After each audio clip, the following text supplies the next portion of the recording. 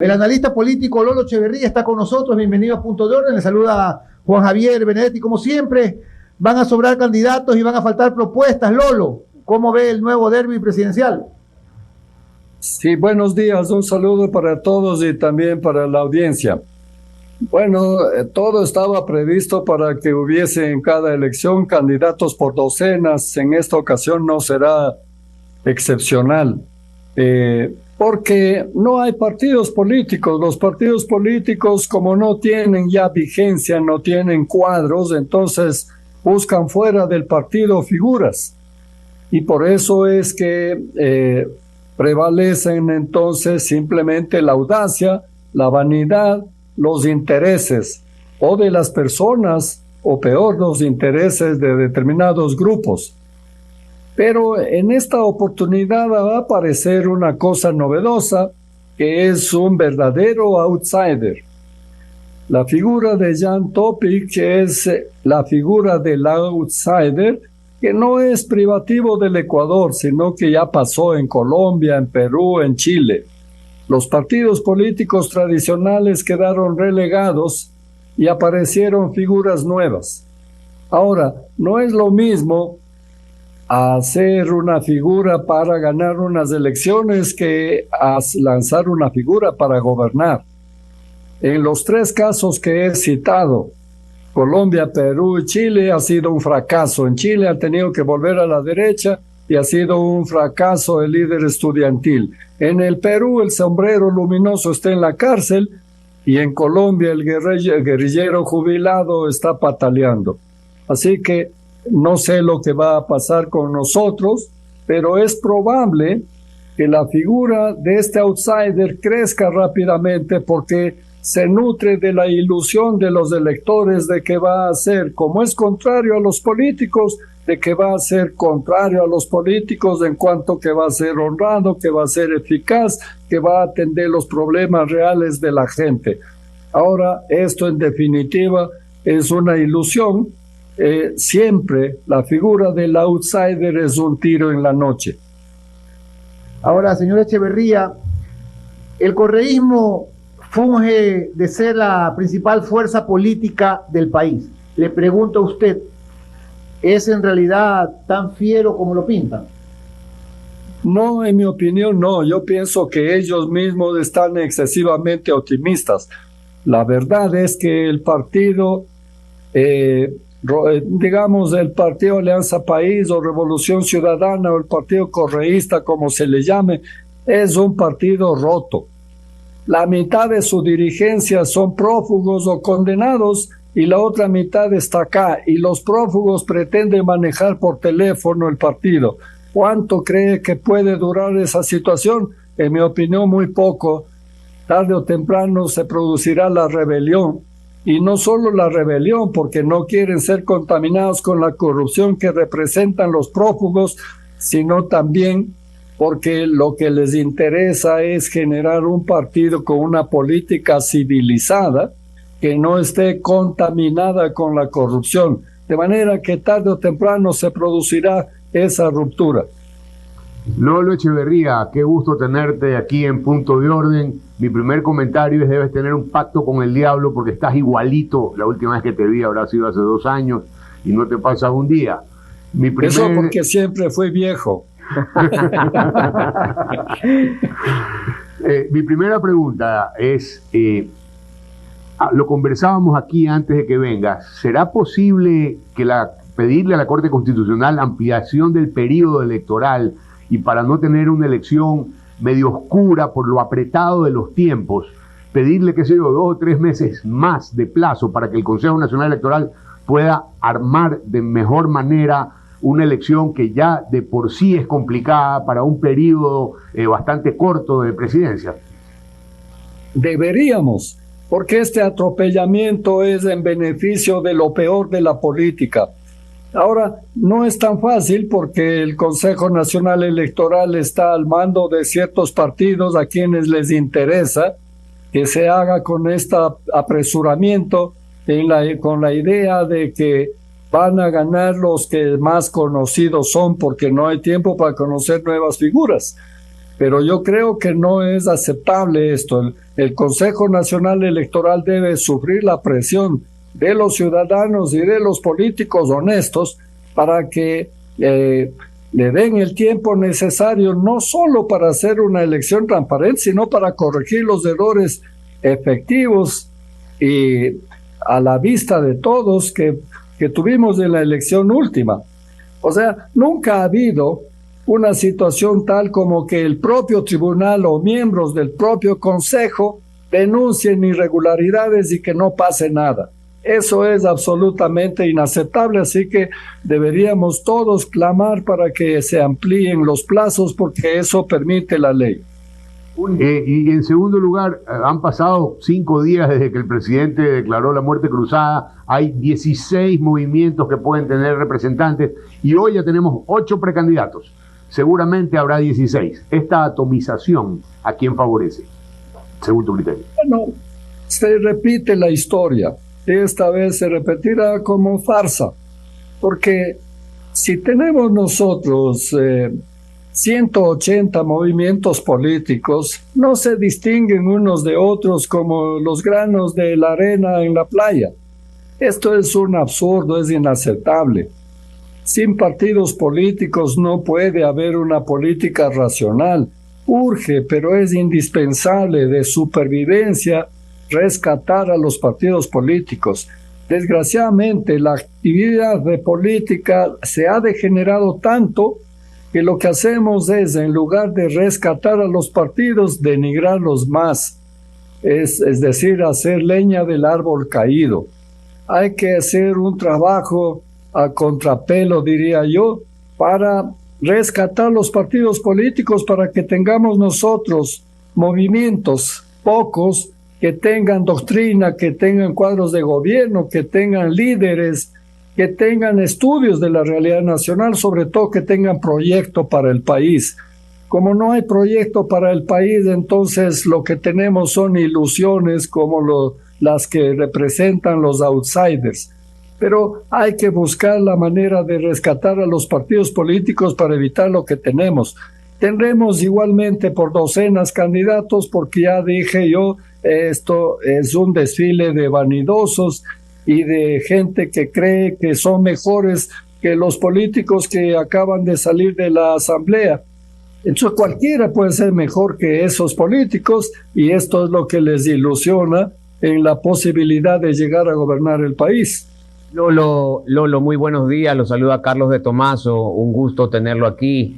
Estuvimos juntos en un conversatorio con Talía Flores hace algunos días. Lolo, ¿qué oportunidades reales puede tener el presidente Guillermo Lasso si decide participar en las elecciones presidenciales?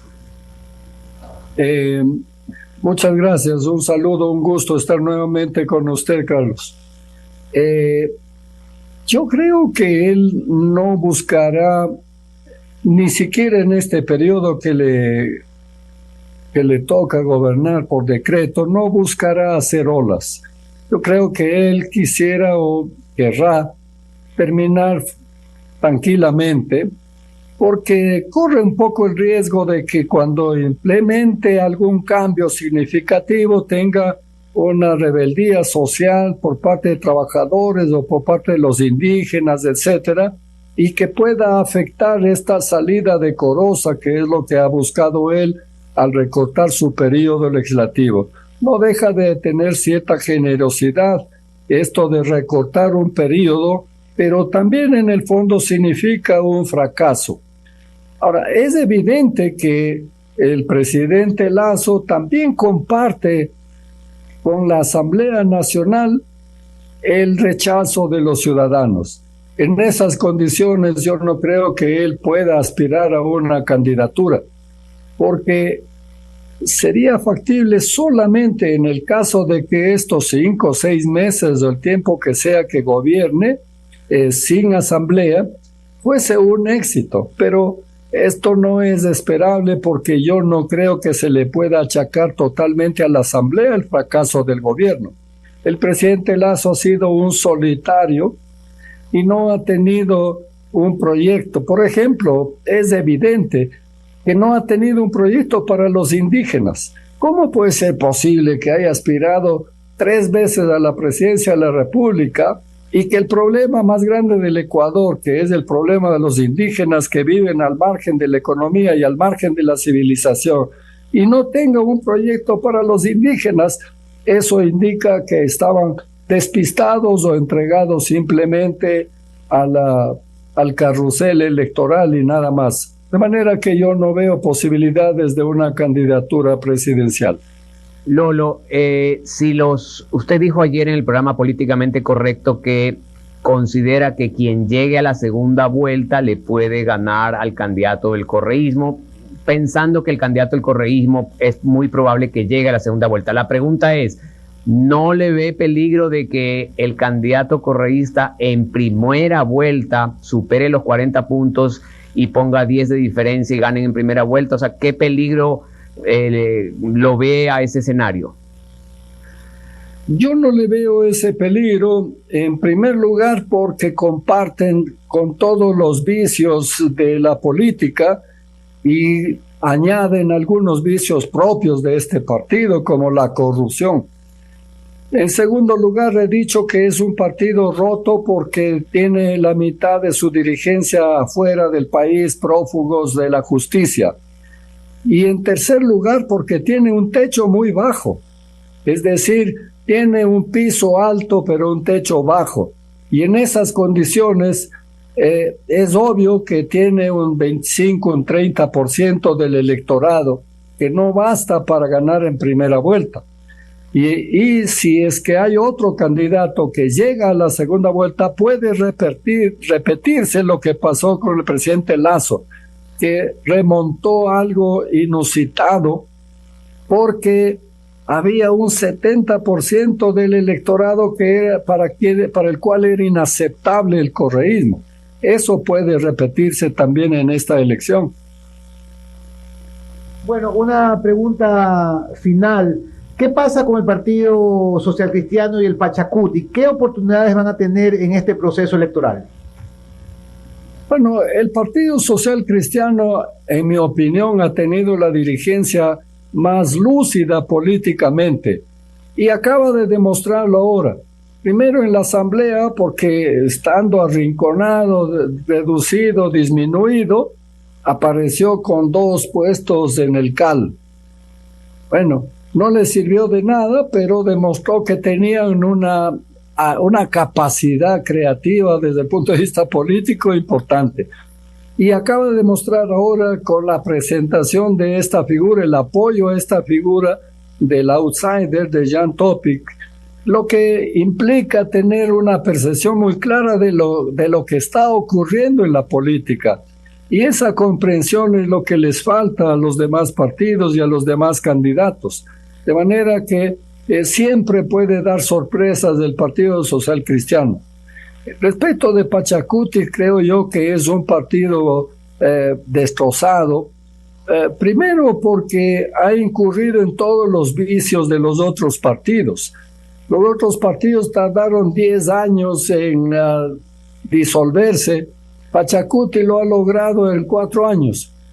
De manera que tiene todos los problemas de todos los partidos. Pero tiene un problema muy particular, y es que adentro tienen 2 polos opuestos, desde los que creen de verdad en la democracia hasta los que son francamente terroristas como Issa.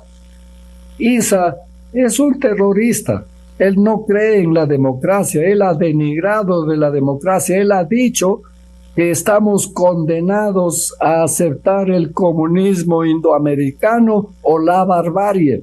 Esto es un absurdo proponer eso y pretender hacer democracia. Pero en el otro extremo están los demócratas, pero lo uno es la negación del otro. Y así, escindidos, no sé cómo van a poder ellos tomar no solamente decisiones respecto a las figuras para entrar en la contienda electoral, sino sobre todo respecto a los programas de gobierno y las ideas y el proyecto de país que van ellos a presentar. Lolo, Javier Hervas esta mañana en una entrevista dijo que no va a participar porque no tiene el tiempo suficiente para conseguir o pactar con un partido político que pueda servir de vehículo. Pedro José Freile anoche expidió un comunicado público apoyando la candidatura de Jan Topic. Acaba también de declinar su candidatura Dalton Bacigalupo, diciendo que ha desistido la precandidatura para ir hacia una integración de una fuerza multipartidista. Lolo, ¿qué figura quiteña pudiera romper el tablero en precandidaturas o candidaturas a la presidencia de la República con fuerza? Yo no veo figuras en Quito. Este es el problema de la capital, que se ha delatado no solamente en las elecciones nacionales, sino incluso en las elecciones locales, que no tiene figuras importantes que pueda presentar, porque Quito es una ciudad políticamente muy crítica y es hasta cierto punto destructiva. Cada figura que asoma es atacada, es presionada de una manera bastante complicada, bastante difícil.